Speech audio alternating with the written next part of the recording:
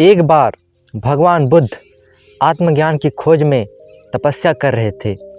उनके मन में विभिन्न प्रकार के प्रश्न उठ रहे थे। उन्हें प्रश्नों का उत्तर चाहिए था, लेकिन अनेक प्रयास के बाद भी उन्हें सफलता नहीं मिली। वह आत्मज्ञान की प्राप्ति के लिए कठोर तपस्या करने लगे। कई स्थानों की यात्रा की, परंतु उन्हें समाधान नहीं मिला और निराशा का संचार हुआ। सोचने लगे और धन, माया और संसार की समस्त वस्तुओं का त्याग कर दिया। फिर भी आत्मज्ञान की प्राप्ति नहीं हुई। क्या मैं कभी आत्मज्ञान नहीं प्राप्त कर सकूंगा? मुझे आगे क्या करना चाहिए? इस प्रकार के अनेक प्रश्न उठ रहे थे। तपस्या में सफलता की कोई किरण दिखाई नहीं दे रही थी। इधर बुद्ध ने प्रयासों में कोई कमी नहीं छोड़ी। वे उदास मन से ही इन्हीं प्रश्नों के बारे में सोच रहे थे। इसी दौरान उन्हें प्यास लगी। वे अपने आसन से उठे और जल पीने के लिए सरोवर के पास चले गए। वहाँ उन्हें एक अद्भुत दृश्य देखने को मिला।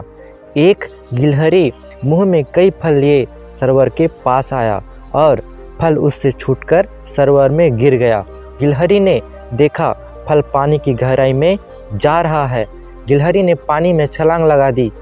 उसने अपना शरीर पानी में भिगोया और बाहर आ गया। बाहर आकर उसने अपने शरीर पर लगा पानी झाड़ दिया और पुनः सरोवर में कूद गया। उसने यह क्रम जारी रखा।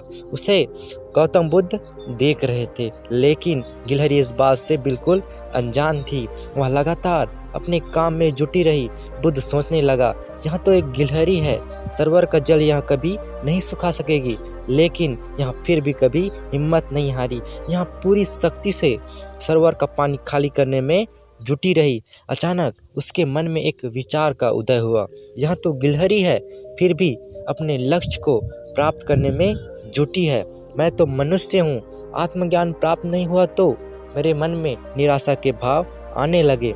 मैं पुनः तपस्या में जुट जाऊंगा। इस प्रकार महात्मा बुद्ध ने भी शिक्षा की प्राप्त की और तपस्या में जुट गए। एक दिन उन्हें आत्मज्ञान की प्राप्ति हो गई। वे भगवान बुद्ध हो गए।